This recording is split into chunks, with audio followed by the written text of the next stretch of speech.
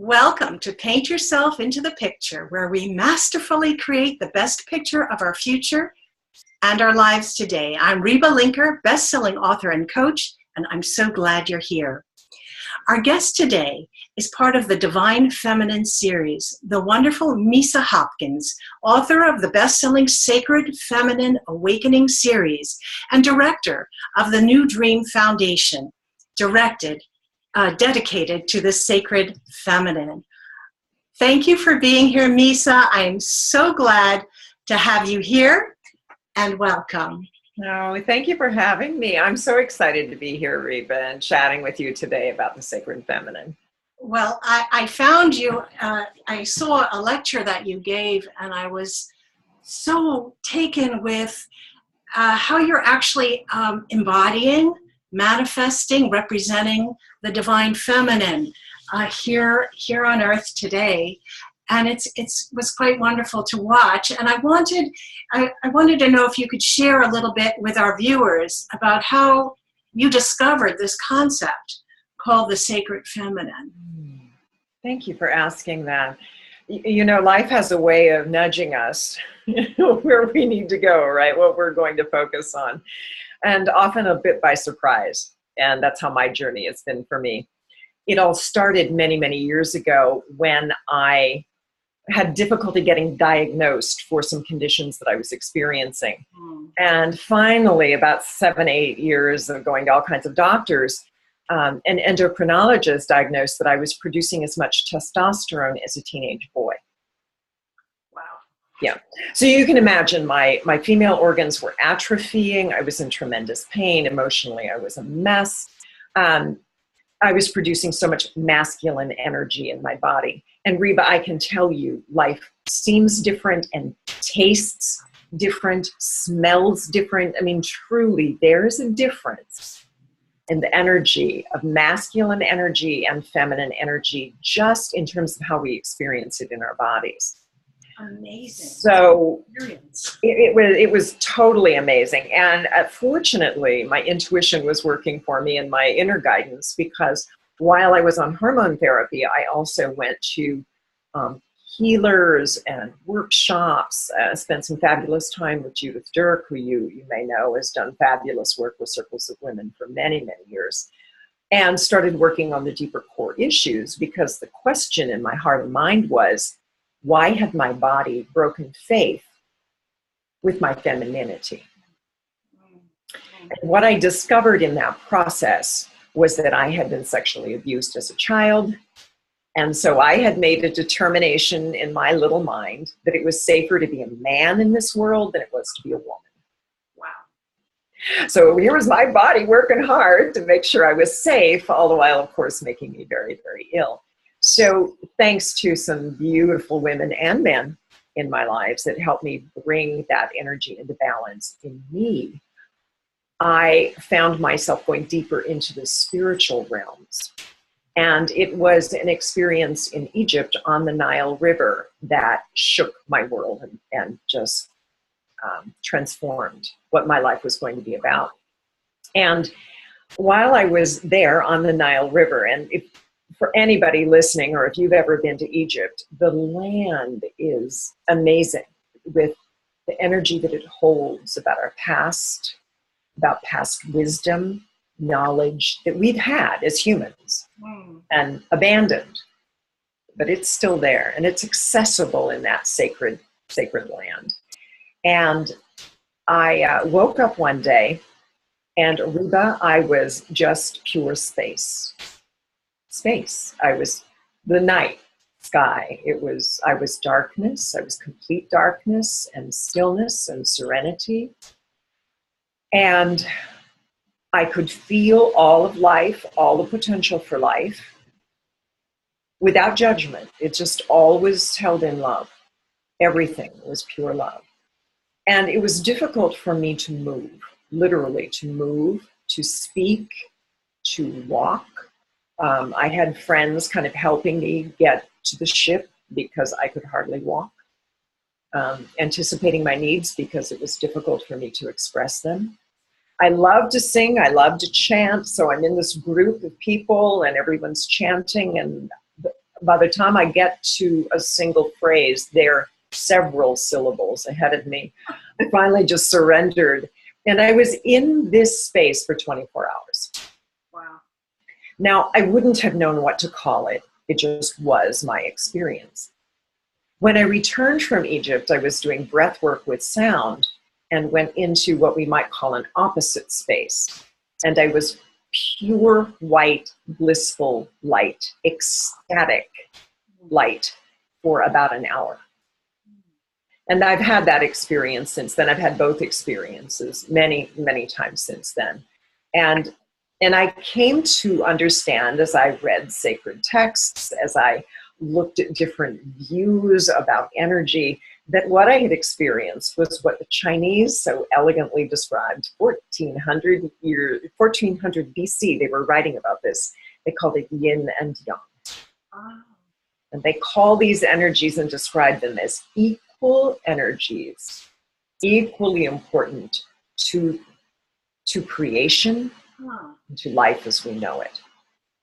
So my introduction was, to me, at its core. And my journey since then, and we'll talk more about that, has been this continual opening of insights about what sacred feminine essence really is, why that's so important to both men and women, why it's important on the planet now, and how we can actually open to that powerful awakening energy, right? Because it is another energy essence within the totality of enlightenment. And it's the energy that's been forgotten and is just now awakening. That is so first of all, my mind is pretty much exploding with 500 questions that I want to ask you. But so this is so interesting because you were not, quote unquote, enlightened. You know, we're all seeking enlightenment, but it was a whole different experience of dark and light together. And is actually that spiritual quest that we know as the search for samadhi or enlightenment, is that sort of a more masculine oriented quest? And could you just speak to that for a moment? I want to know more about your personal story, but I'm just fascinated by that you saw the dark. Yes. And that was my introduction. It did start everything in a very powerful way. And I think you're asking a really powerful question. And I have to tell you honestly that I can only speak from my impressions, because during that time, I was praying for a feminine path of enlightenment because I kind of bounced off of the pathways of enlightenment available to me. As I touched them, they just didn't quite center for me. Yeah. And I wanted a feminine pathway to enlightenment. And of course, we're using the word light in enlightenment, right? And everything, even in contemporary spiritual practices, are about the light being what is most preeminent. That's the ecstatic, exalted state. Yes. Here I had an experience that was in complete contrast to that. I had also been totally immersed in the light. And I have also been totally immersed in the oneness. These aren't, they're just all part of nuances, I believe, of a fully awakened experience. I don't even use the word enlightenment for the most part anymore. I say awakened because I believe that when we are in practices where we are entering the stillness and the silence, and from that stillness, we are birthed into the light. We talk about the light part, right? Enlightenment. Mm-hmm. But we got there through what my native elders, now that I've done a little bit of training with native elders, would call the womb of existence, the darkness, the sacred feminine. So when I prayed, you'll love this part of the story. So I prayed for a path of enlightenment, right? That was a woman's way. And I did spend some time in Wicca, and I bounced off of that. And, so I finally went to my Native American roots and spent some time studying. And I still didn't find it yet, though it may have been there in my Cherokee roots. But I continued to pray. And one day, Reba, I got a call from a friend, and she said, Misa, I have a sacred object here for you, and you need to come get it. And I said, okay. Okay. and in her yard was this huge, and I mean huge, solid granite bowl in the shape of a womb. And there were, as it turned out, 33 thumbprints along the side. So this is an ancient piece that had been created for women's ceremonies. And I felt it, and it was yelling at me from the moment I walked in the yard. I'm going with you, I'm going with you. And I'm like, okay, you're going with me, sweetie. And I wrapped her up and I put her under my sewing machine. Isn't that what every good medicine circle student would do? Wrap her up, put her under a sewing machine, because she must be for some medicine woman I haven't met yet, right? And I'll just hold it for her. And thankfully, it was a friend who said, Misa, you need to pay attention. This tribe died. This tribe is gone. And you know the ways. And that has been part of my path, by the way, is to bring back ceremonies that have been lost. And so finally, I did what my elders had taught me to do. I sat down with this bowl and listened. I went into the silence. And as I did, the visions came back. The elders from the other side came to me and said, you have taught this path before. You helped form it. You taught it. It's time to teach it again. And this path begins for women in the womb of her receptivity, in her compassion, in her ability to love every nuance of life, right? When we have a child, you don't say, well, I love that part of you, but I don't love that part of you. We know that's an unhealthy mother. The mother loves the whole of the child and helps the child discover where their greatest strengths are, so they emerge in those strengths, right? In their gifts and their talents. But she loves the whole of the child. And so it is in the great womb of existence, all potential is loved. However it's going to manifest, that potential is loved. And it is from that love that a child emerges from a mother's womb into the light of the earth. And that energetically is what we're taught to do. We sit in the stillness until we emerge in the light of who we are, the expression and the bliss of who we are, which is sacred masculine.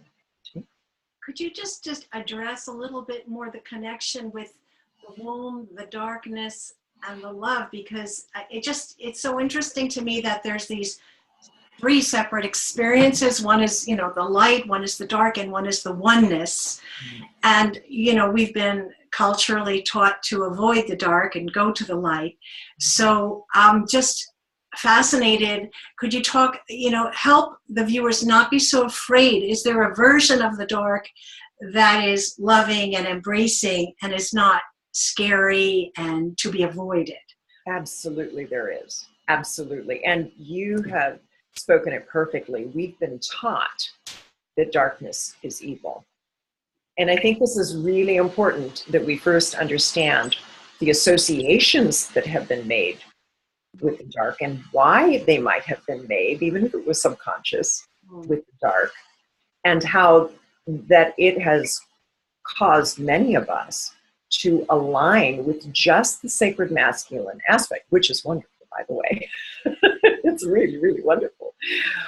And in doing so, we abandon this darkness that is the birth of our own self-creation. It is the birthplace. So let's consider the ways we've been taught. We say things like shadow side. Shadow side means all those bad things inside me that I don't want to address.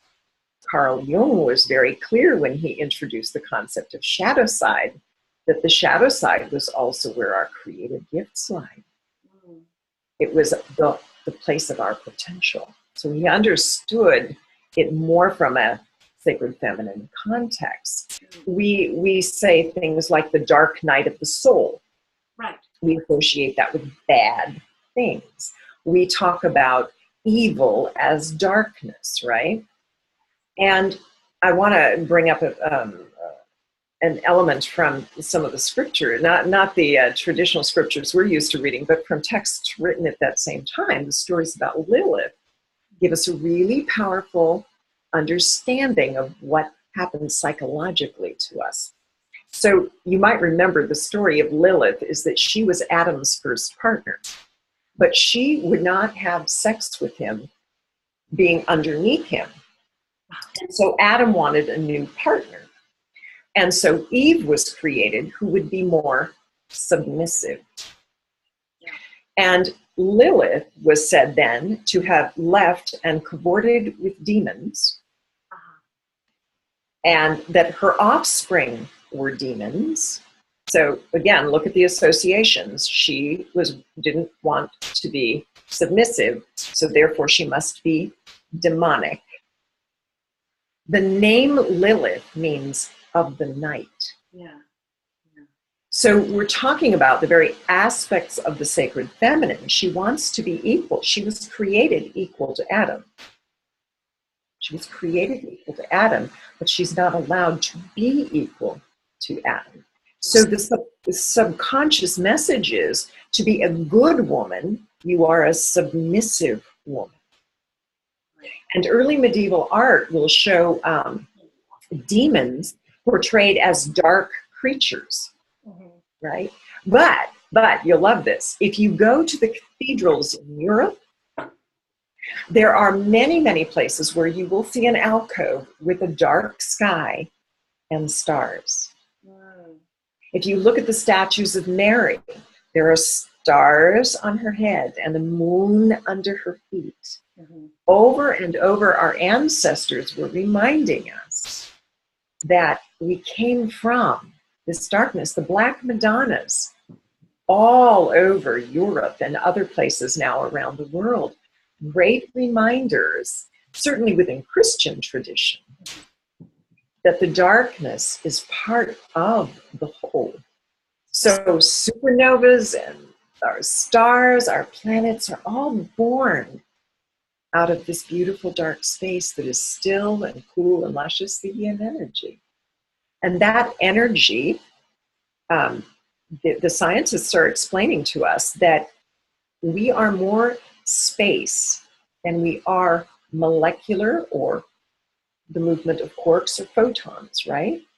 There's more space in which those photons are moving than there is actual light vibration.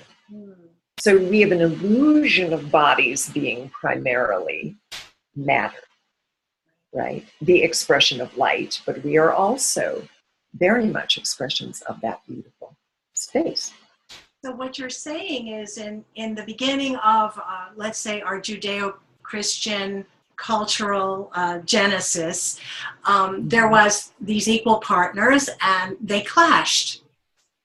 So is this, are we coming full circle now? Because you could see that clash carried through the rest of history till now, of the need for the male to be dominant and for the female to be, let's say, supportive or submissive. So do you feel that, how do these two forces reconcile as equal partners? Is that happening in the world today? I think it is happening. Thankfully, it is. And our own bodies, just like my body, in many ways forces us to find that yin nature. Look at how many more doctors and healing practitioners are recommending that as part of healing chronic disease, you find some stillness, you meditate, you find some way to quiet down your systems. That's sacred feminine energy. When you go into the stillness. When we don't find that balance of stillness within ourselves, we achieve ourselves to death. Yes, I've been there. We overcompete. We challenge, right? It moves too far. The sacred masculine moves too far into aggressor energy. Yeah. Right? And we do that in our own lives. We become these human doings. Isn't that a popular saying right now? We become human doings. We lose our sense of being a human being. And so our own consciousness, our physical bodies are calling us to get still inside. Because when we get still, we heal more easily. Our intuitive wisdom comes forth. creative people have known for centuries. If you really want to get creative, get still. Be still. Spend time with Mother Earth. We've known that for a long, long time. Your creative expression naturally comes out of that gentle, ebbing stillness, that connection with Mother Earth. These are all qualities of the sacred feminine. And so we become more aware of appropriate action, wise action, because it's birthed out of that still contemplative space, rather than a frantic search for what might work. Well, our time is limited, and I've got so many things. I want to ask you quickly, what did, after you had that experience of the dark and then of the light, what did it, you're still the person that you were partially, but you're kind of reborn as a person with a very huge new experience. How did you kind of integrate that experience into your life? And what did it take for you to free your voice, to actually be wholeheartedly able to speak about the experience, to understand it and speak it and transmit it to others? Oh, thank you for that. Thank you.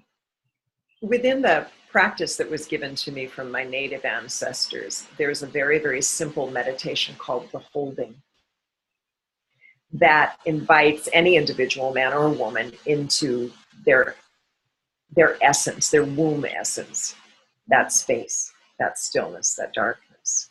And that's become my daily practice. And it's the practice that I've been teaching others so that they can find greater stillness and their own creativity and intuition and their own spark of life can be reborn over and over again. And it's in that practice and watching huge, huge changes. Reba, I've had issues I've dealt with all my life. And I literally, after 30 days of meditating with something, using this practice that holds feelings, so rather than ignoring feelings, it holds feelings, I watched issues disappear. Gone. I can't even remember what they were. I have a dear, dear friend who did this meditation for 90 days, had chronic genetic depression for 15 years. She called me one day and said, Misa, it's gone. I watched it lift out of me completely. 3 years later, I'm having a cup of tea with her, just like we are. And she said, Misa, I haven't had a bout of depression in 3 years. When I said it was gone, it was gone. Because it's fundamentally natural for a woman when she's reacquainted with it. And so that's why I have to share this message, because it's so natural for us, and we so quickly go into expanded states of consciousness, and we so very quickly release the burdens, the emotional burdens we've been carrying as empathetic beings. Wow. Because the process is more natural for us. Well, that actually brings me to another question. I didn't know I was going to go here, but it really concerns me when we talk about divine feminine. The people that we meet doing it are devoted full time to it, but a lot of people can't devote themselves, or at least they haven't made that transition in their lives. They don't think they can. Maybe they've got a 9-to-5 job. Is there some practice or guidance that you could give to sort of somebody just dipping their toe into exploring these areas, that they could maybe start to experience it for themselves and integrate it into their life, even though they're not, going into all these other kind of woo-woo stuff? Yes. The place that I teach everyone to begin is with the holding meditation. Mm-hmm. And anyone can get that on our website at sacredfemininawakening.com. It's free. It's an audio. I will walk you through it until you get used to doing it on your own. And it naturally takes you then into a rebirthing into the light as those old issues start drifting away. It's just natural because your burdens are gone so easily, so beautifully. Okay. What we've found with sacred feminine work is that it is part of everything we do. So, for example, I do a great deal of coaching and counseling around healing. And many of my clients use the holding. I'll introduce it. I never push it. I just introduce it. And either immediately or within time, just think, oh, I'm really starting to get what that does for me, how much easier it makes my healing process, whether that's emotional healing or physical healing. And we've watched women take this into all kinds of environments. I know a musician who travels with this consciousness of the holding, and as things come up with her, well, she's not doing it now, but as things came up with her band, she would hold the situation. She would hold the problems they were having until the problems just dissolved. That's amazing. Isn't that beautiful? So it's really something we can all incorporate into whatever beautiful work we're doing in the world. So I have one more quick question, big question, actually. What is your hope? I mean, you've devoted your life to this work and created the books and the foundation. I know you want to help people heal in an individual way. Do you have what's your greatest hope for the work that you do? What's your greatest hope to be your contribution? Wow, what a great question, Reba.